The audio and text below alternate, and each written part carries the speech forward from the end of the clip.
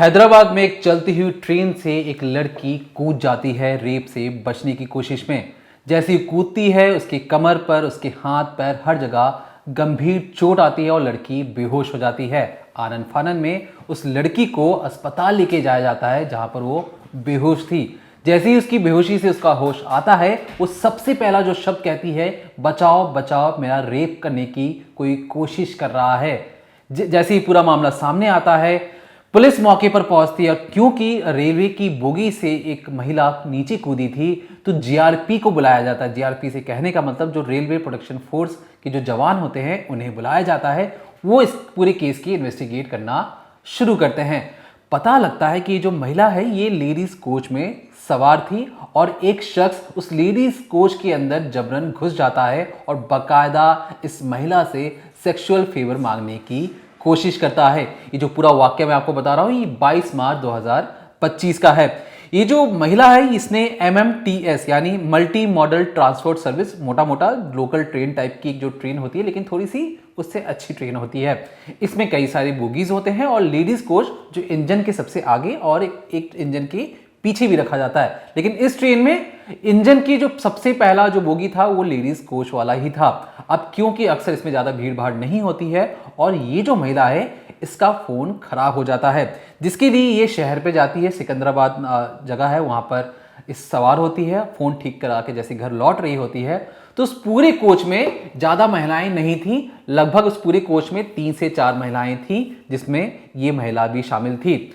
अब जब बाकी जो दोनों महिलाएं थी एक स्टेशन पे नीचे उतर जाती हैं, पूरी बोगी खाली रहती है लेडीज कोच वाली। उसी वक्त एक शख्स उस बोगी पर सवार होता है, लेडीज कोच वाले बोगी पर सवार होता है और अचानक से इस महिला के पास आकर बैठ जाता है। पहले महिला को लगता है कि लेडीज कोच में कैसे कोई जेंट्स इतनी आसानी से घुस जाता है, क्या उसके अंदर डर या भय नाम की कोई चीज नहीं है। लेकिन वो सारी चीजों को इग्नोर करना शुरू कर देती है। वो आराम से बैठकर खिड़की के बाहर देख रही होती है।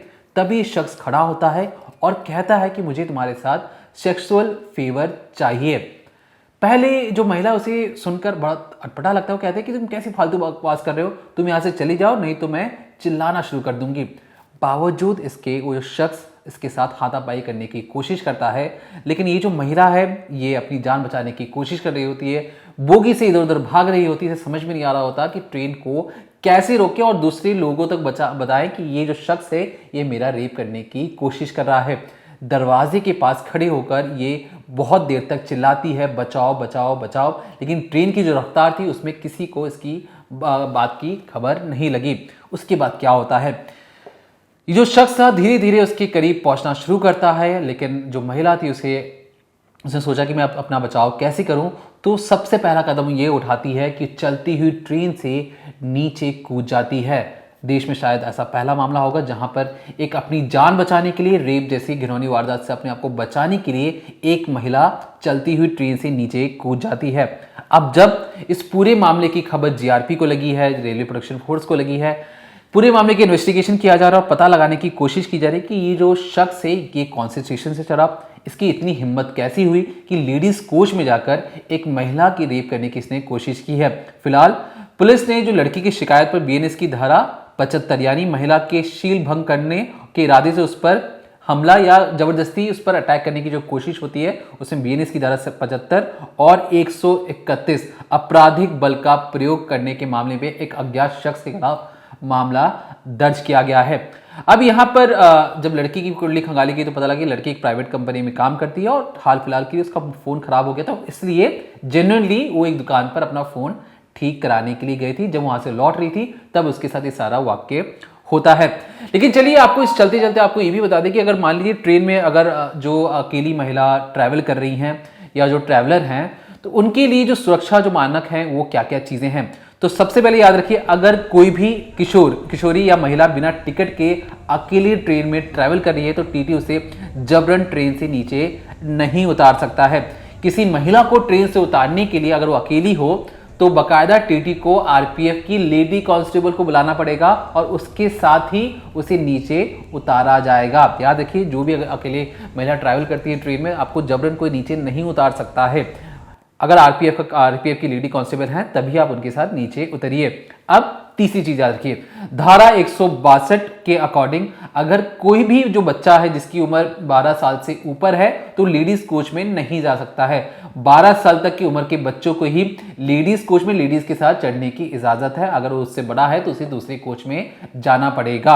अब चौथी चीज क्या है, लंबी दूरी यानी मेल या एक्सप्रेस ट्रेनों के स्लीपर क्लास में या थर्ड एसी में महिलाओं के लिए हमेशा 6 बर्थ रिजर्व किए जाएंगे। मान लीजिए कि हो सकता है कि आप ट्रैवल कर रहे हैं और पूरी की पूरी बोगी में ही मर्द हों, ऐसा नहीं होगा। अगर 72 सीट हैं यानी 72 सीट्स हैं किसी भी बोगी के अंदर, तो उसमें से 6 सीट सिर्फ और सिर्फ महिलाओं के लिए रिजर्व होगी, उसमें कोई और ट्रैवल नहीं कर सकता है।